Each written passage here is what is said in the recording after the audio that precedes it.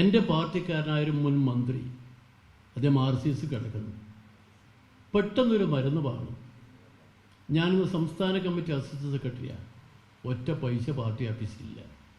സഖാവ് വെളിയം ഭാർഗവനാ സെക്രട്ടറി. അദ്ദേഹത്തോട് ഞാൻ പറഞ്ഞു, എവിടുന്നൂടോ പൈസ? ഞാൻ പറഞ്ഞു, എവിടുന്നെങ്കിലും പൈസ ഉണ്ടാക്കണ്ടേ?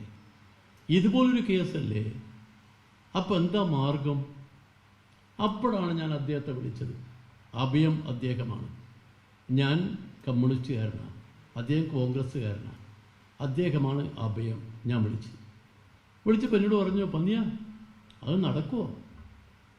ഞാൻ പറഞ്ഞു, നടത്താതെ പറ്റൂലല്ലോ. ഇപ്പോൾ അങ്ങനെ ഒരു കീഴ്വഴക്കമില്ല. ശരിയാണ്, കീഴ്വഴക്കമില്ല. ഞാൻ പറഞ്ഞൊരു കീഴ്വഴക്കം ഉണ്ടായല്ലേ ഒരു കീഴ്വഴക്കാവും.